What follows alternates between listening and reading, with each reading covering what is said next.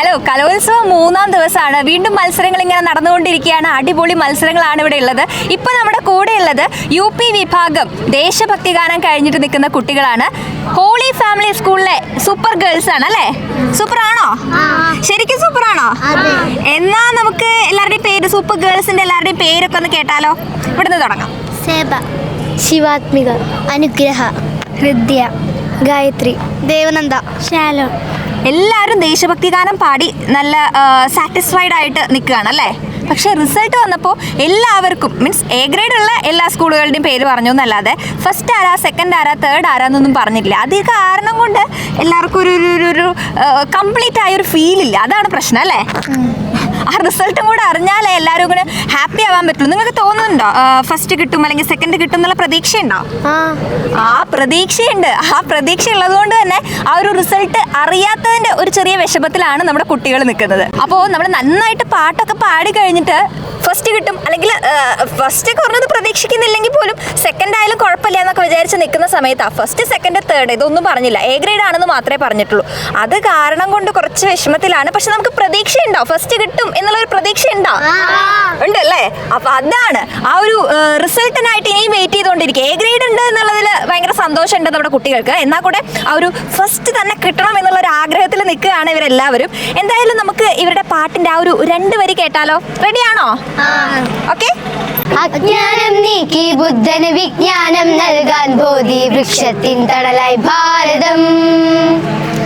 അജ്ഞാനം നീക്കി ബുദ്ധന് വിജ്ഞാനം നൽകാൻ ബോധി വൃക്ഷത്തിൻ തണലായി ഭാരതം.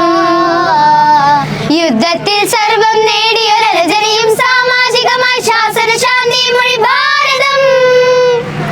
കാരുണ്യക്കാറ്റായി കണ്ണീരുപ്പിൻ സമരാവേശങ്ങൾ കത്തിച്ചു കാറ്റിൽ ഭാരതം. സ്വാതന്ത്ര്യം പൂക്കും നാളിൽ വാസന്തം സ്വപ്നം കണ്ടു ചോരപ്പൂ ചൂടി ഭാരതം. തോക്കിയതും കൈകളെ വാൾക്കാൻ നിശ്ചലമാക്കിയ പോരാട്ടം നേരോടെ നാടിൻ പോർവിളി. ചെങ്കലാശിലയിൽ കത്തിപ്പടരാനായി തിരയുടെ ചിരിയിൽ ദേശീയതയൂട്ടിയ ഭാരതം.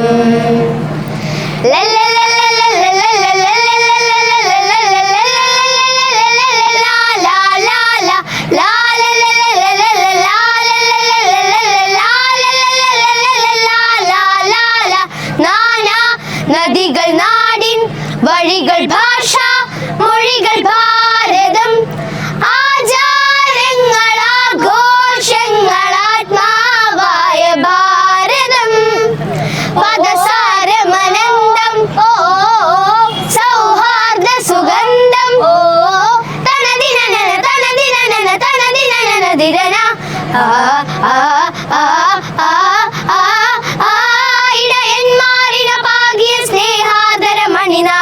കുരിശേന്തിയ പള്ളികളിൽ പൊന്നമ്പല ശങ്കുലി. നേരുള്ള ഖുറാനിൽ നീരാടുന്നൊരു ബാങ്കുലി. പ്രാർത്ഥനയാൽ മാനസ ജപം മണിമാലകളിൽ ഉണരും ഭാരതം.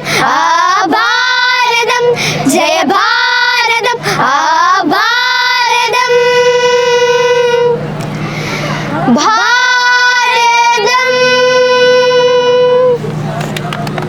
അടിപൊളി. അപ്പോൾ നിങ്ങളുടെ പ്രതീക്ഷ വെറുതെ അല്ല, നന്നായിട്ട് പാടുന്നുണ്ട് എല്ലാവരും. ഈ കുഞ്ഞു കുഞ്ഞു വാവകളാണ് ഇത്രയും ഉറക്കെ നല്ല നല്ല എനർജറ്റിക് ആയിട്ട് പാട്ട് പാടണമെന്ന് കണ്ടാൽ പറയില്ലേ, കുഞ്ഞു കുട്ടികളിൽ നിന്ന് ഇത്രയും സൗണ്ടൊക്കെ വരുമോ?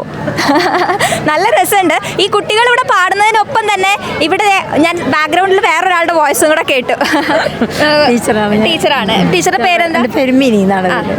ഇവരെ പഠിപ്പിച്ചത് ടീച്ചറാണോ? അതാണ് അവർ പാടുമ്പോൾ ഒപ്പം ഇവിടെ നിന്ന് പാടിക്കൊണ്ടിരിക്കുന്നത് അല്ലേ? നന്നായി പെർഫോം ചെയ്യാൻ പറ്റിയോ കുട്ടികൾക്ക് അവിടെ? നന്നായി ചെയ്തിട്ടുണ്ട്. നന്നായി പാടുന്ന കുട്ടി തന്നെയാണ്.